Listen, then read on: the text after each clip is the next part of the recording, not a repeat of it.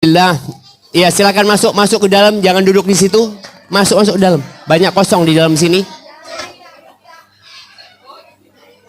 Iya, silakan. Ya, di dalam masih banyak yang kosong ya. Mohon diarahkan. Alhamdulillahirabbil alamin. Ya, ibu-ibu diharap tenang. Wassalatu wassalamu ala sayyidil mursalin wa imamil muttaqin. Yang datang terakhir masuk ke dalam ya. Ana ini kelihatan orang datang lagi. Tidak mari-mari ini jamaah. Ya, silakan masuk ke dalam. Di dalam kosong ya. Jangan di pintu. Iya, jangan di pintu. Silakan masuk ke dalam. Masuk ke dalam. Iya. Masuk ke dalam terus. Iya, terus ke dalam sini. Ke dalam ya, monggo, banyak tempat kosong, silahkan.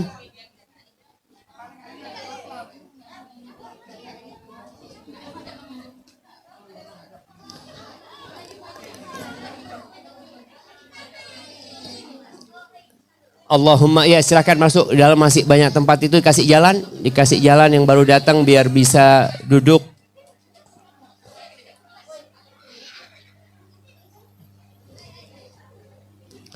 Allahumma salli wa sallim ala sayyidina wa maulana Muhammadin wa ala alihi wa ashabi ajma'in, amma ba'd. Para muslimat mukminat rahimakunallah. Kok suaranya ya, jamaah rahimakumullah, hari ini kita duduk bersama di akhir tahun. Tanggal berapa hari ini? Ya apa tanggal piro? Penanggalannya umat Islam. Tanggal berapa? 29. Tanggal 29 bulan Dzulhijjah 1447 Hijriah. Besok insya Allah kita ganti tahun. Makanya kalau kita lihat ada libur nasional karena libur awal bulan Muharram. Dan boleh jadi bulannya 30 hari. Besok lusa baru 1 Muharram. Tapi pemerintah menetapkan besok adalah 1 Muharram 1448 Hijriah. Ingat, kalau bicara Hijriah dihitungnya dari hijrahnya Nabi Muhammad sallallahu alaihi wasallam. Kita masih berada di bulan haram. Bulan haram itu ada berapa? Ada 4. Siapa yang mau nyebut, kasih hadiah? Hadiahnya ada enggak? Mana hadiahnya ibu? Oh, masih belum dibeli hadiahnya. Iya, bulan Muharram ada 4, sebutkan. Dzulhijjah, Muharram, Sya'ban. Ya apa Sya'ban di bulan haram? Ramadan meneng, enggak ada masuk ya. Iya.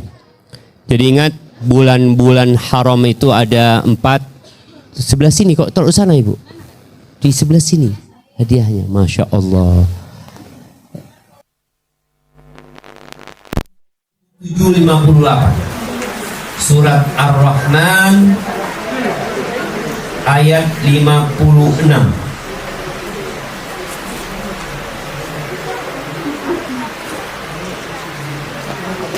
Silakan, siapa yang mau baca? Bacakan bersama artinya. Monggo, siapa yang mau baca? Ayat 56, 57, 58. Tafadhali, siapa yang mau baca?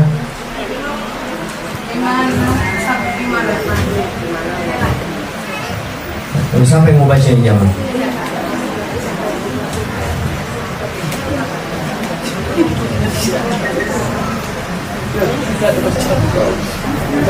Ya, yang belum punya aplikasi Quran download ya. Di sini sinyalnya agak kurang bagus.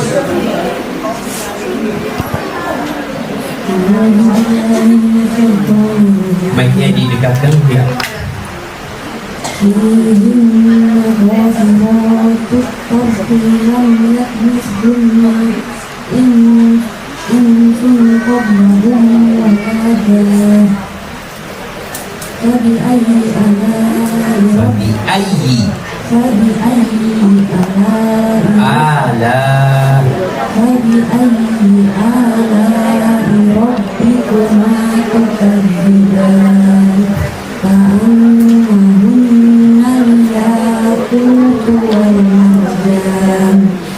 Ya, artinya di dalam surga itu ada bidadari yang sopan menundukkan pandangannya, tidak pernah disentuh oleh manusia sebelum mereka, dan tidak pula oleh jin.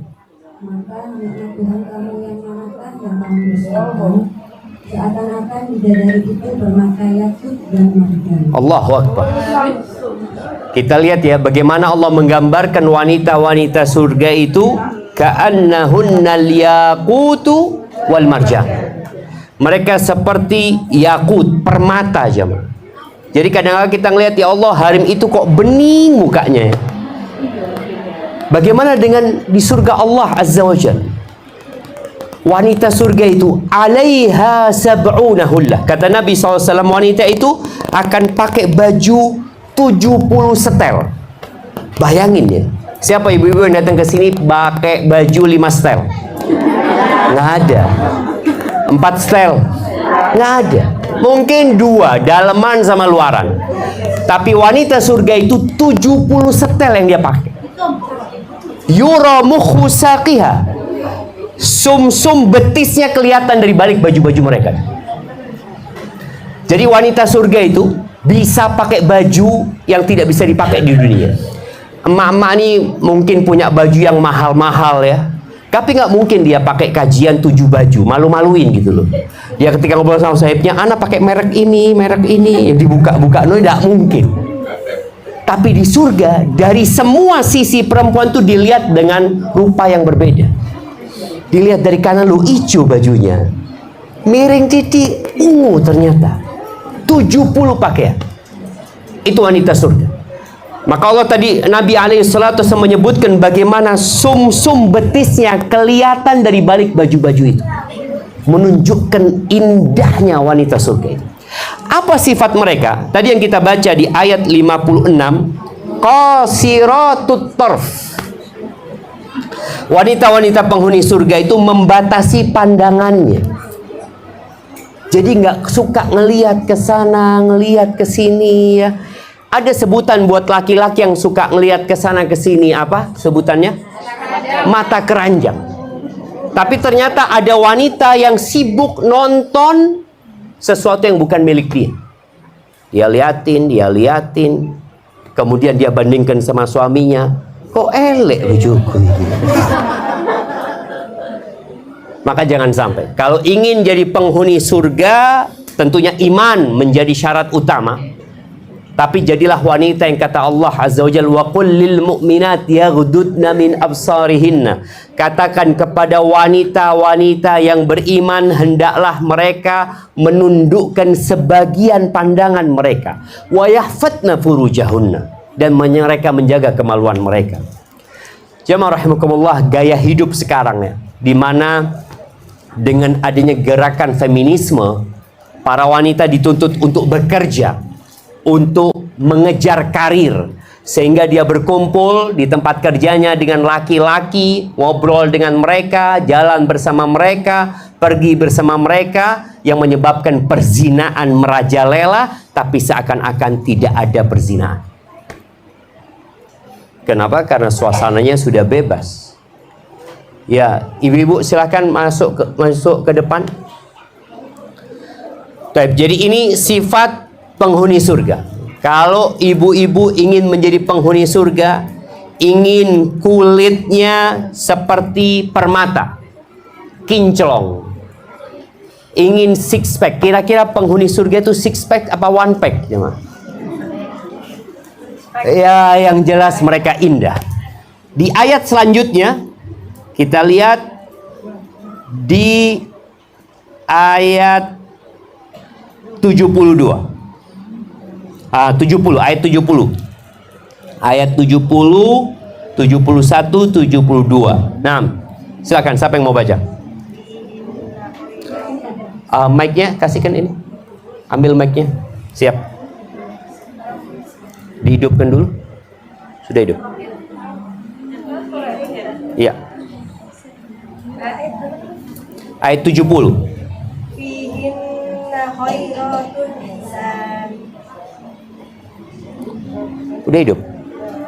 Wa bi ayyi ala'i rabbikuma tukadziban. Hurun. Hurum maqsuratun Fil. hiyam. Ahsanti. Ya, artinya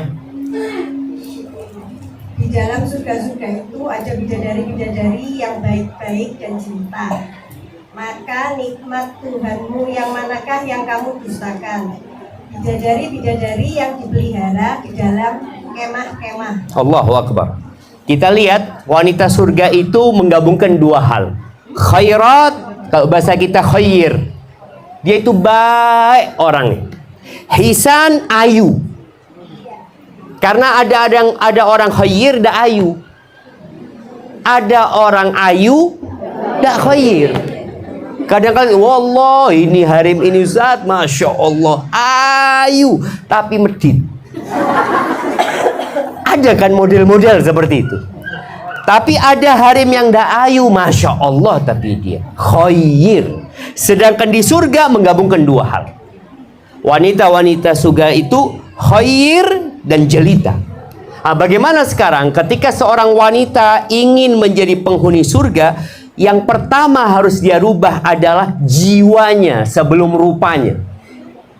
Tapi kebanyakan kita peduli dengan rupa, lupa dengan jiwa. Mungkin kalau bicara perawatan, kita lihat ya bagaimana seorang wanita melakukan perawatan harian. Apa yang pertama dilakukan wanita di pagi hari?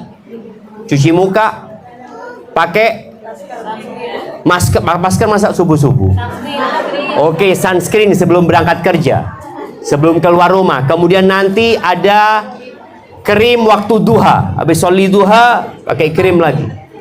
Ada krim siang, ada krim petang. Iya, kalau kita lihat banyak wanita ini diharati sama industri tadi. Ditawari berbagai macam krim, tetap dia menua. Nggak akan pernah dia itu menjadi lebih muda, tapi paling nggak melambatlah ketuaannya. Melambatkan ketuaannya. Di sini banyak wanita peduli sama fisiknya, hisan dia jadi ayu, tapi ternyata dia nggak khair. Bagaimana sekarang wanita peduli dengan hatinya? Innallaha la yanzuru ila suwarikum. Ingat, Allah tidak melihat kepada rupa kalian. Wala ila amwalikum. Allah nggak melihat kepada tas kalian. Biasanya hari-hari kalau kajian tasnya ditaruh di depan. Ya biar nggak hilang sebenarnya.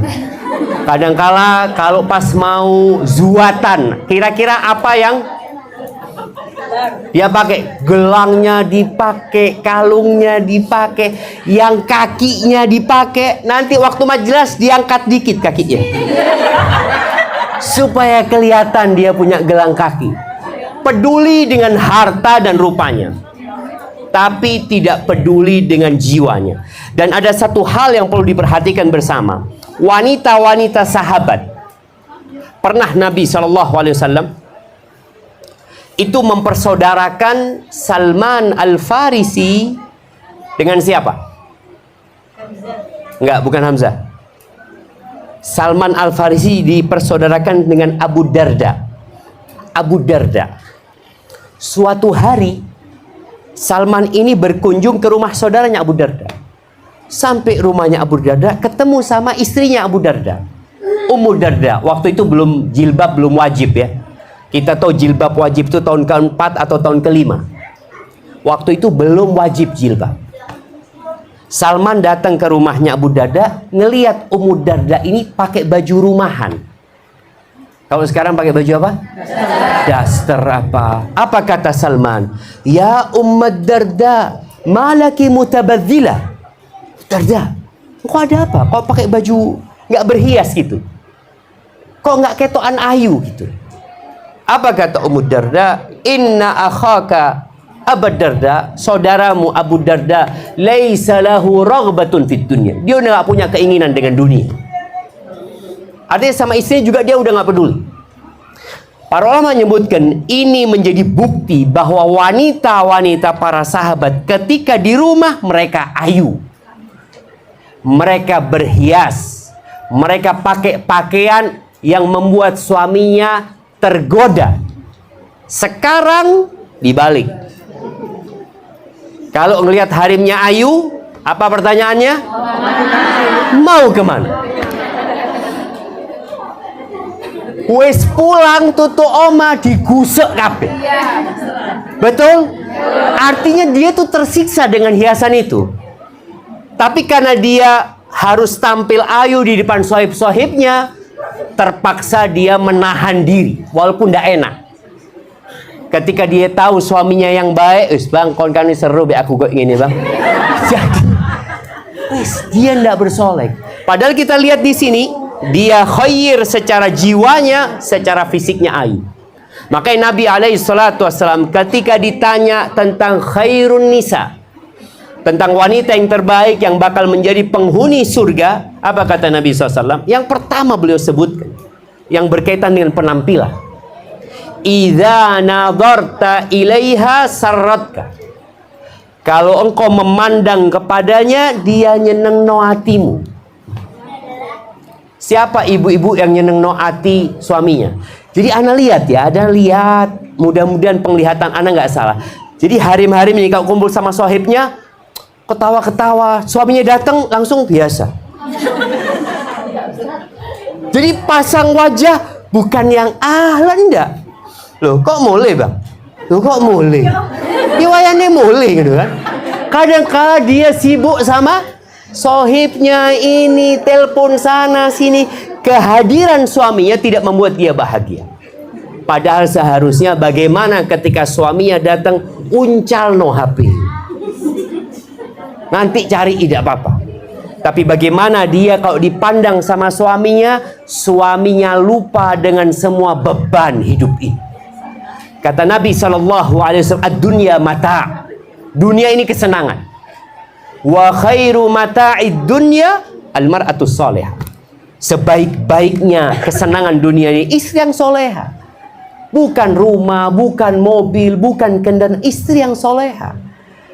Sedangkan istri yang dipandang tidak menyenangkan hati, itu tanda dia nggak soleha.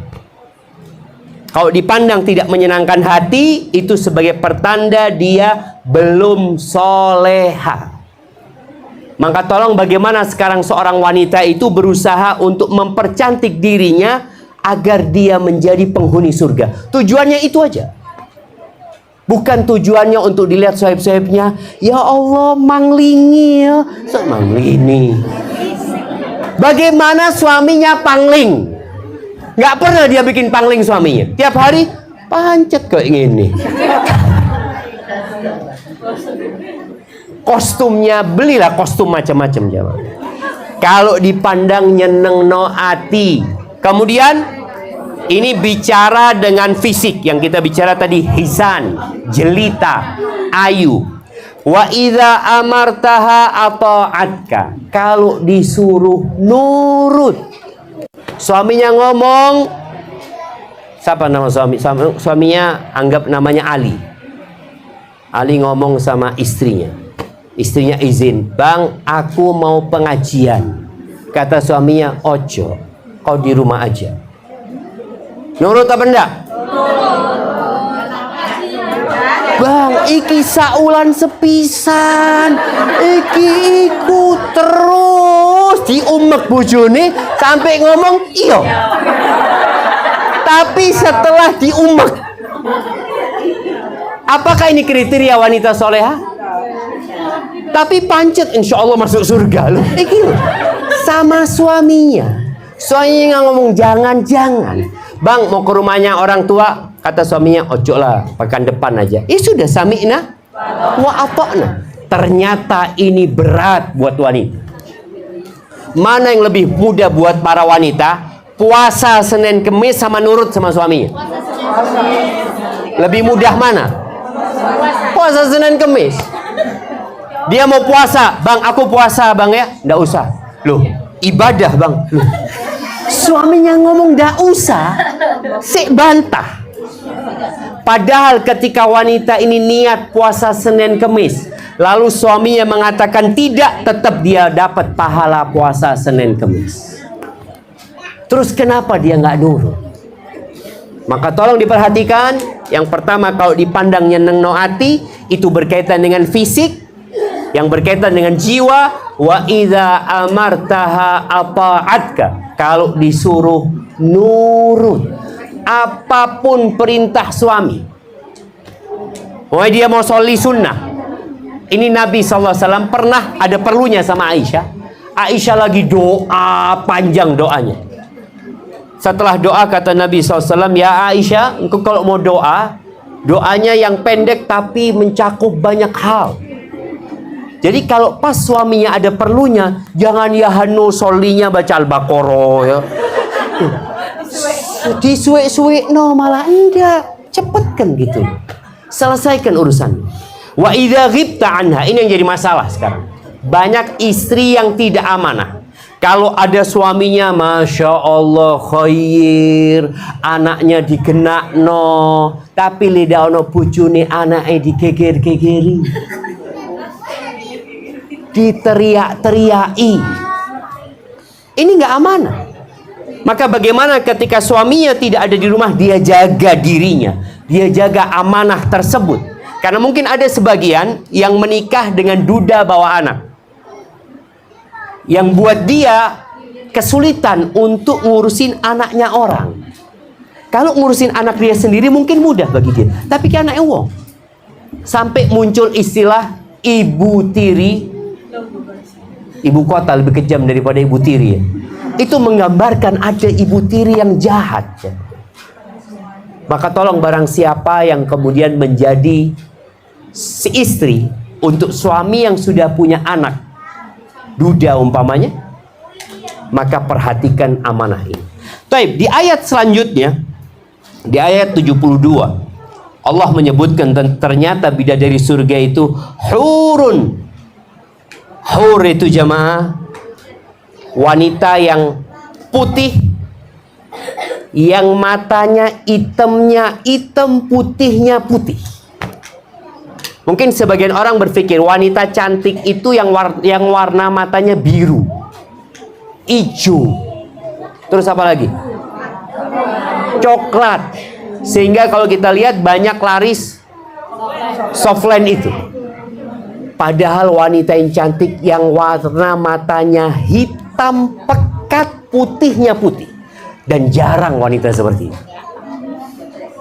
Coba lihat, kadang-kala bercermin dilihat-lihat matanya, oh enggak terlalu hitam. Iya. Sebagian wanita pakai softland karena terinspirasi dengan kucing di rumahnya. Kok api kucingku iki motone? Iya, dia berpikir warna kuning atau apa lah jemaah. Hurun. Kemudian kita lihat hur ini sifat fisiknya. Bagaimana sifat jiwanya? Allah sebutkan maksuratun fil khiyam. Dia nggak suka keluaran. Ternyata wanita penghuni surga itu nggak suka keluyuran. Dia lebih suka di rumahnya. Maksuratun fil khiyam. Dia tinggal di tenda-tendanya. Bagaimana dia mengatakan baiti jannati. Kalau diajak sahibnya keluar ngafe sana sini, dia katakan la baiti jannati. Ada harim-harim kayak gitu jemaah. Ada harim-harim kalau ditelepon sama sahibnya, yuk keluar, bismillah, gas, berangkat. Padahal belum pamit katanya, belum pamit langsung iya. Nah itu, kalau belum pamit ngomong iya, nanti pamitnya sama suami diumek suami. Diumek bagaimana supaya mengizinkan, karena dia sudah ngomong iya. Seharusnya dia mengatakan, yuk keluar, tunggu bentar, aku tanya suamiku. Tapi jarang istri kayak gitu jemaah. Mudah-mudahan ke depan lebih banyak lagi istri yang seperti itu. Jamaah rahimakumullah, Rasul sallallahu alaihi wasallam menyebutkan beberapa sifat wanita yang solehah.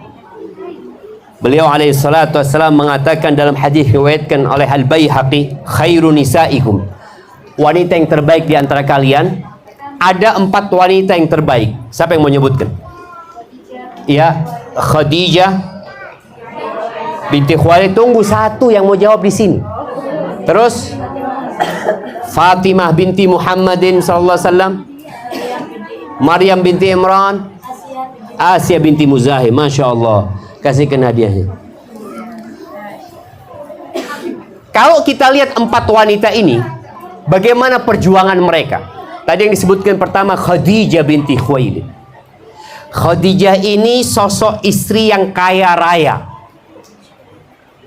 Nabi Muhammad sallallahu alaihi wasallam miskin.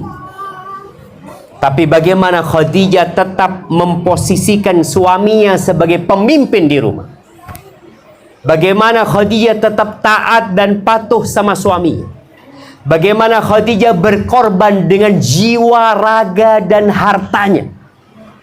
Sebagian wanita kalau gajinya lebih tinggi daripada suaminya, kadangkala sudah merasa di atas angin. Mulai dia nyuruh-nyuruh suaminya. Bulan, karena dia merasa, loh aku yang bayar listrik di oma. Maka hati-hati. Wanita yang soleha seperti Khadijah, bagaimana dia sabar menghadapi Nabi Muhammad SAW yang secara ekonomi sulit. Dan kemudian ketika beliau berdakwah, ingat Khadijah menikah, Nabi SAW belum jadi Nabi alaihi salatu wassalam. Nabi umur 25 tahun, 15 tahun menikah dengan Khadijah, dan beliau belum jadi Nabi SAW.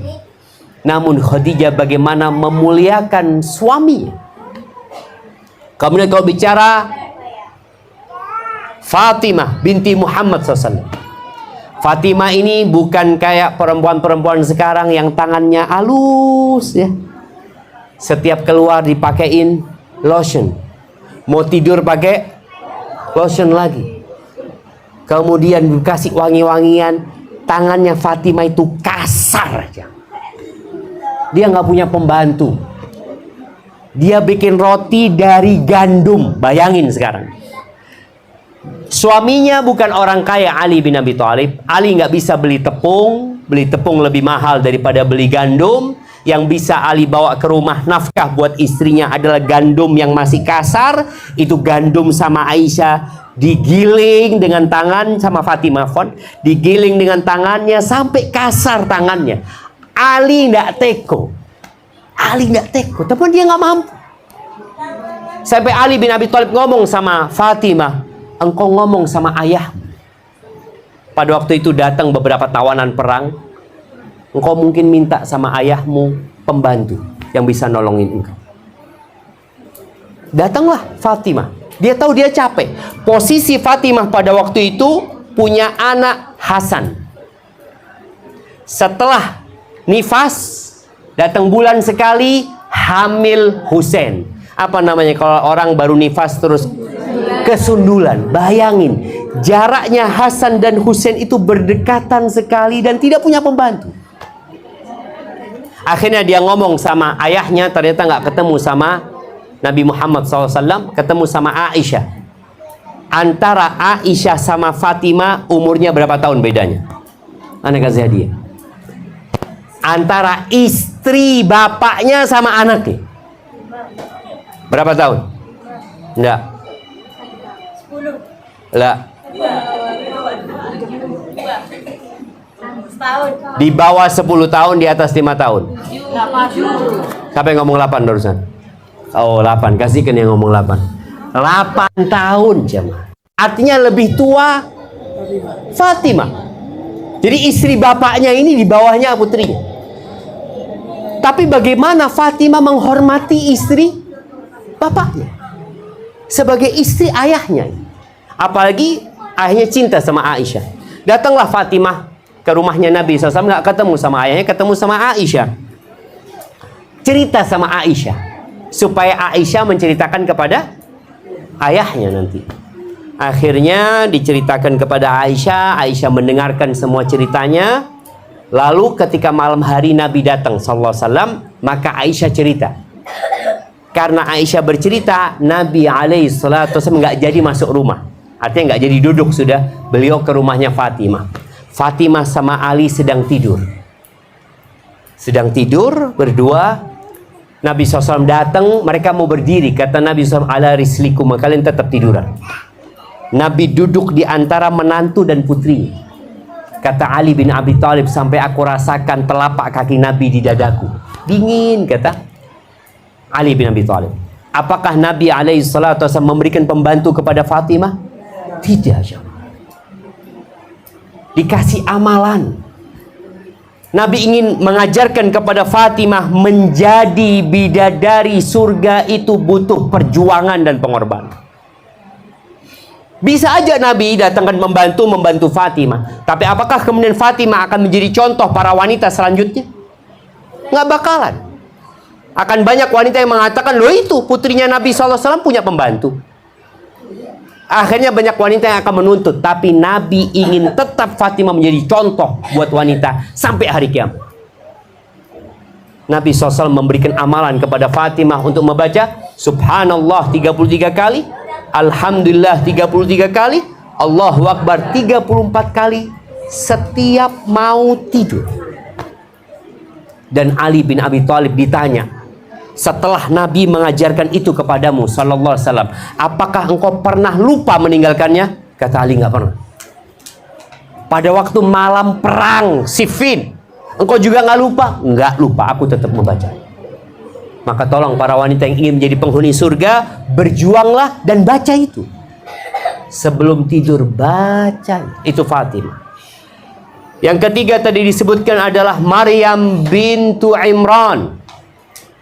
Bagaimana Maryam dicela seumur hidupnya sebagai wanita pezina oleh orang-orang Yahudi. Bagaimana sabarnya dia. Dia hamil tanpa ada suami. Dia melahirkan tanpa ada yang melihat kelahirannya kecuali Allah Azza wa Jalla. Kemudian dia datang membawa itu Isa alaihissalam. Apa katanya orang? Dan betul. Itu putra bisa berbicara. Qala inni Abdullah. Tapi apakah orang-orang percaya kalau dia adalah Nabiullah? Mereka mengingkari. Mereka tetap mencela Maryam seumur hidup. Orang-orang Yahudi. Sampai mereka ingin membunuh Nabi Isa alaihissalam. Bagaimana sabarnya? Ibu-ibu kalau dicela dengan celaan seperti itu, dibully dengan bulian seperti itu, mungkin sebagian sudah bunuh diri. Nggak kuat diomongi orang. Tapi itulah ujian. Jadi wanita muslimah penghuni surga sabar menghadapi itu. Kemudian tadi disebutkan yang keempat siapa? Asia binti Muzahim. Bagaimana istrinya Fir'aun. Ibu-ibu insya Allah istrinya nggak ada yang seperti Fir'aun. Karena banyak suaminya seperti Fir'aun. Banyak wanita kalau dikasih tahu yang taat, yang nurut sama suaminya, apa yang dia katakan? Suami yang seperti apa? Ya suamimu, bukan suami tonggomu. Bagaimana Asia sampai Fir'aun itu cinta sama Asia? Ketika nemu bayi yang dibuang di sungai itu, Asia yang ngomong, la taqtulu, jangan kau bunuh dia. Asa ayyan fa'ana au nattakhidahu walada. Semoga dia bisa kita ambil anak atau dia bermanfaat buat kita. Qurratu ainil li walad, menjadi penyujuk pandangan buat aku dan engkau. Apakah Fir'aun berani menolak permintaan Asia? Nggak berani, jemaah. Ini menunjukkan bagaimana Fir'aun memuliakan Asia dan bagaimana Asia bisa mengambil hatinya Fir'aun. Maka kalau ada wanita-wanita yang belum berhasil mengambil hati suaminya, ya boleh jadi dia yang bermasalah. Engkau mungkin kurang berkhidmat kepada suamimu. Engkau mungkin kurang taat. Tapi ketika urusannya keimanan, Asia nggak nurut sama Fir'aun. Kalau urusan melayani Fir'aun sebagai suami, ya dia layani. Tapi pada saat Fir'aun mengajak dia kepada kekufuran, Asia siap mati meninggalkan semua kesenangan di istana tersebut. dan dibunuh Asia oleh Firaun. Baik, kembali tadi yang Anda sebutkan, ada hadis Nabi SAW sebagai penutup. Semoga hadis ini bisa dibawa pulang. Nabi SAW mengatakan, khairu nisaikum, sebaik-baiknya istri-istri kalian al-wadud, yang penyayang. Jadi ada wanita itu yang kasar, jemaah. Tapi ada wanita itu yang halus. Al-walud, yang suka punya anak. Banyak wanita gara-gara gerakan feminisme, kalau mau punya anak, suaminya harus merayu bertahun-tahun. Ayo dua anak menendak, wis, enggak. Sampai tua. Akhirnya enggak punya anak lagi. Sebagian berpikir, oh anak dua cukup. Nggak cukup anak dua. Cukup si anak dua itu. Perempuan dan laki. Tapi 5-5. Tetap perempuan dan laki. Jadi ketika bicara wanita yang suka punya anak, kita akan kasih hadiah kepada yang paling banyak anaknya. Oke, yang anaknya 10. Tidak ada. Yang 9.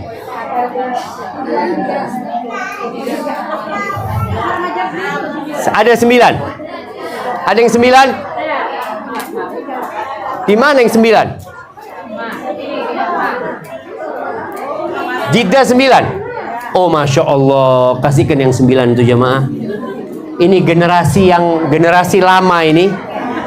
Yang anaknya 9. Yang 8. Yang anaknya 8. Tidak ada 8? 7. Kasihkan hadiah yang anaknya 7. Berapa yang anaknya 7? Cuma 1, bayangin ya. Tinggal 6 itu. Ya. Jadi tadi wanita penghuni surga itu wanita yang terbaik yang suka punya anak. Artinya beda dengan wanita yang nggak bisa punya anak ya. Ada wanita bisa punya anak tapi nggak mau punya anak. Apalagi dengan gerakan child free sekarang ya, dimana ada ajakan supaya nggak punya anak. Padahal wanita yang soleha adalah yang penyayang, dan dia adalah wanita yang suka punya anak lagi. Kadang-kadang dia berpikir, Ustaz repot mendidiknya. Allah yang mendidik mereka. Tugas kita bagaimana merawat, membesarkan mereka. Ya tentunya ada usaha dan upaya serta doa. Yang ketiga, al-muwatiyatu, yang berusaha mencocokkan dirinya sama suaminya. Tidak suka menentang suaminya. Suaminya mau ini, mamanya mau rawon. Aduh, dah enak rawon bang, soto aja. Jadi kadang-kadang suami ini dapat istri kayak gini, ya Allah, pengen rawon, soto. Ada perempuan yang sulit untuk mencocokkan diri sama suami. Tapi ada istri-istri yang selalu berusaha mencocokkan dirinya. Suaminya mau ini, mau itu. Iyo bang, iyo. Masya Allah. Ini berusaha bagaimana dia menumbuhkan cinta di diri suaminya. Kalau sang istri menomorsatukan suaminya. Sebagian ibu menomorsatukan putranya, bukan menomorsatukan suaminya. Umumnya suaminya ngomong, anak mau makan rawon nanti, pulang tahu-tahu soto yang ada. Loh, kok soto? Iya, anakmu jaluk soto. Seharusnya nggak seperti itu. Seharusnya ada soto, ada rawon. Ini buat suami, ini buat anak-anaknya, seperti itu. Jadi berusaha mencocokkan dirinya. Umpamanya suaminya nggak suka istrinya pakai daster, coba pakai daster. Apa yang disukai sama suami? Kadangkala istri itu suka warna biru, suaminya nggak suka warna biru. Tapi wanita al-muatiyah, dia akan pakai kesukaan suaminya, bukan kesukaan diri. Ini tanda-tanda wanita yang benar-benar insya Allah jadi ahlul jannah ya. Kemudian al-muasiyah, dia yang suka mendukung suaminya, yang selalu hadir mensupport suaminya, menghargai suaminya. Karena ada wanita-wanita yang tidak menghargai suaminya, lupa dengan kebaikan suami. Ini al-muasiyah. Suaminya lagi susah, dia ikut susah. Suaminya lagi senang, dia nggak akan susah. Maka bagaimana ketika wanita ini di rumah menciptakan kondisi surga di rumahnya sebelum dia masuk surga di sisi Allah nantinya. Yang terakhir sifatnya idzat taqainallah, apabila mereka bertakwa kepada Allah Subhanahu wa taala. Jadi surga itu disediakan untuk orang-orang yang bertakwa. Sifat orang yang bertakwa insya Allah semua sudah membaca di awal surat Al-Baqarah ada, kemudian di ayat 133 di surat Ali Imran ada disebutkan di situ suka berinfak. Jadi wanita yang bertakwa kepada Allah yang tidak medit, yang tidak bakhil, suka berbagi. Kalau ada tamu keluarkan semua yang ada di kulkasnya sudah. Berikan kepada tamunya. Berbagilah sama tetangga. Suka menahan emosinya, suka memaafkan orang lain, dan suka berbuat baik. Dan apabila berbuat dosa, banyak istighfar. Maka nasihat anak buat ibu-ibu semua, usahakan tiap hari tidak kurang istighfarnya dari 100 kali. Barakallahu fiik.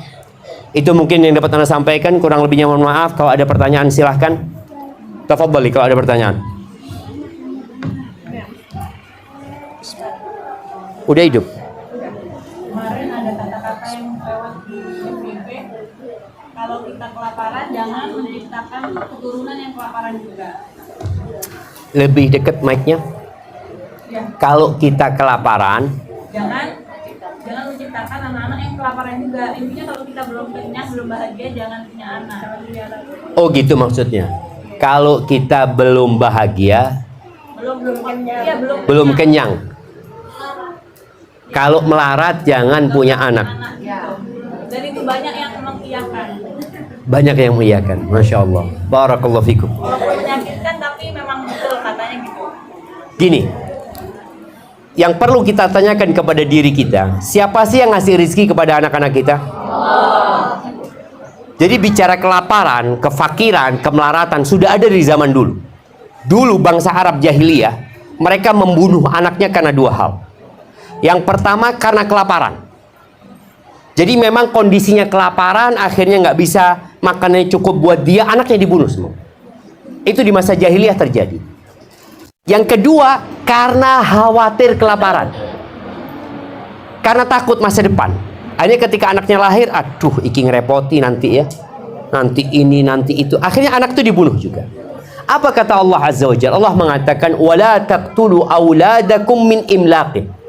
Jangan kalian membunuh anak-anak kalian karena kelaparan. Nahnu narzuqukum. Kata Allah, kami kasih rezeki kepada kalian dan kepada anak-anak kalian.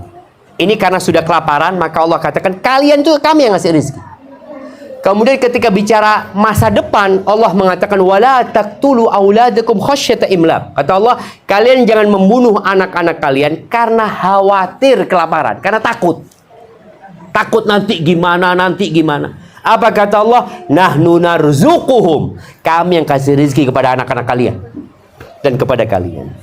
Jadi sebenarnya ketika seorang berpikir untuk tidak punya anak karena kondisinya sedang tidak cukup, mungkin dia mengatur kelahiran, bukan tidak mau lahiran. Kemudian dia harus yakin bahwa anaknya itu bawa rezeki sendiri. Hanya kadang-kala orang berpikir, loh, saiki gajiku iki 2 juta. Umpamanya, lek duwe anak, biaya lahiriannya piro, engkau susuni piro, dia akan bicara banyak hal, akhirnya nggak punya anak. Karena dia berpikir ini anak akan makan rizkinya bapaknya itu yang cuma 2 juta tadi. Apalagi kalau berpikir, loh saat anak ini penghasilan cuma 5 juta. Nanti kalau anak ini kuliah, itu sebulannya sekian. Ini si bayi mikiri kuliah. Padahal dia akan ada rizkinya. Makanya kita lihat ada orang-orang kaya nggak kuliah aja, mah. Anaknya orang kaya nggak kuliah, berhenti kuliah, bukan karena tidak punya uang. Dan ada anak-anaknya orang miskin sampai doktor. Dia dapat beasiswa. Itulah bicara rizki. Jadi bicara rizki ini sesuatu yang ada di tangan Allah Azza wa Jalla. Maka Allah katakan, "Wa man yattaqillaha yaj'al lahu makhrajan." Kembali takwa kepada Allah. Barang siapa bertakwa kepada Allah, pasti Allah kasih jalan keluar. Wa yarzuqhu min haitsu la yahtasib. Dan Allah akan kasih rezeki dari arah yang tidak disangka-sangka. Contoh nih barusan, ada ibu-ibu yang dapat hadiah buku. Apakah ketika dari rumah dia berpikir dia akan dapat buku? Tidak ada. Itu rizki yang tidak disangka-sangka. Jadi rizki itu ada yang kita cari, ada yang mencari kita. Apa contohnya rizki yang mencari kita? Tahu-tahu ada kiriman ke rumah. Tahu-tahu ada undangan. Kalau undangan zuatan tuh rizki apa ngeluarkan rizki? Nah, ada orang-orang itu kalau sudah dapat undangan nikahan ya, pas di akhir bulan, aduh. Karena dia berpikir keluar duit, padahal seharusnya undangan itu rizki. Iso mangan gratis, enggak Ustaz. Harus keluar fulus ini, apalagi kalau ada yang titip ya, yang urusan titip. Tapi intinya seperti itu. Kalau ini Ustaz, kalau misalnya mereka orang nggak mampu, anaknya sakit, tidak bisa bawa ke dokter, makannya juga nggak cukup, apa orang tua itu termasuk mendolimi anak-anaknya? Masya Allah, barakallah fiikum. Pertanyaan menarik. Kalau umpamanya orang tuanya nggak mampu, anaknya sakit, kemudian nggak cukup makan, nggak cukup untuk berobat, apakah orang tuanya zalim? Tidak. Yang ngasih rezeki siapa? Allah Azza wa Jalla. Selama orang tuanya sudah melaksanakan kewajibannya, dia berikhtiar, dia usaha, dia berdoa, karena ada orang tua yang bakal dimintain tanggung jawab sama Allah. Ternyata dia nggak doa minta rezeki. Dia cuma berpikir kerja. Loh enggak. Pintu rezeki itu bukan hanya bekerja. Pintu rezeki itu istighfar. Pintu rezeki itu tawakal sama Allah. Ada orang yang bergantung dengan tempat kerjanya, akhirnya anaknya berantakan karena hatinya tidak bergantung kepada Allah SWT. Jadi kalau dikatakan apakah orang tuanya zalim, tergantung dia. Apakah dia sudah menjalankan tugasnya atau belum? Kalau dia sudah menjalankan tugasnya, ya dia tidak zalim. Anak sudah berusaha, ya Allah, udah nggak mampu, mamanya anak nyekolahkan anak cuma sampai SD. Ada orang dulu kan gitu, cuma sampai SD, nggak mampu sampai SMP, dah ono duit, sudah. Dia sebagai tukang beca, dia cuma mampu sampai lulus SD. Apakah dia dikatakan zalim? Enggak. Dan Masya Allah kalau kita lihat ya, anak-anak zaman dulu itu ternyata anak-anak yang tangguh dibanding dengan anak-anak yang sekolah sampai kuliah pun masih nyusu sama orang tuanya. Kadang-kadang kita melihat seperti itu. Barakallahu fikum. Nah, pertanyaan lainnya, tafadhol, mic-nya dikasihkan ke sana.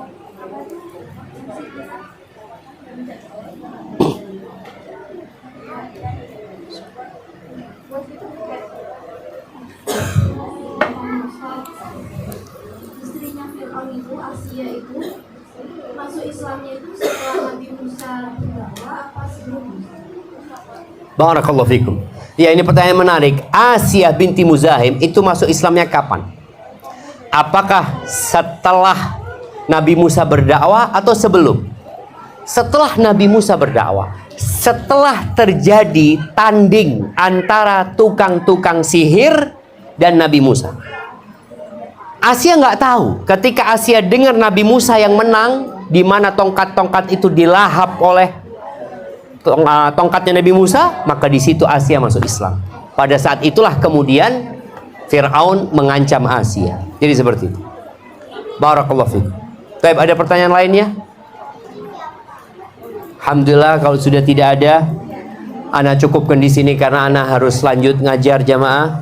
Jazakumullah khairan atas kehadirannya. Semoga ilmu yang didapat diamalkan.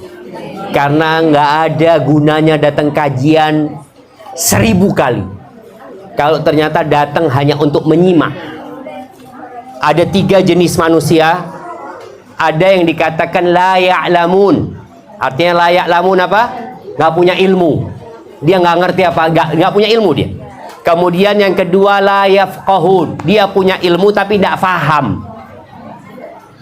Yang ketiga namanya la ya'qilun, da ono akali. Siapa yang dikatakan la ya'qilun? Dia punya ilmu, dia faham tapi ndak diamalno. Makanya kadang-kadang kita ketemu orang ndak diamalno itu di mana akali gitu. Padahal dia punya ilmu, dia faham tapi ndak diamalno. Maka semoga kita bisa mengamalkannya. Allahumma qsim lana min khasyatika ma tahulu bihi bainana wa baina ma'asik, wa min ta'atika ma tuballighuna bihi jannatak, wa min al-yaqini ma tuhawwinu bihi alaina masa'ibad dunya, wa matti'na bi asma'ina wa absarina wa quwwatina ma ahyaytana waj'alhu al-waritha minna waj'al tha'rana 'ala man zalamana wansurna 'ala man 'adana wa la taj'al musibatana fi dinina ولا تجعل الدنيا أكبر همنا ولا مبلغ علمنا ولا تسلط علينا من لا يرحمنا ربنا آتنا في الدنيا حسنة وفي الآخرة حسنة وقنا عذاب النار وسبحان ربك رب العزة عما يصفون وسلام على المرسلين والحمد لله رب العالمين جزاكم الله خيرا.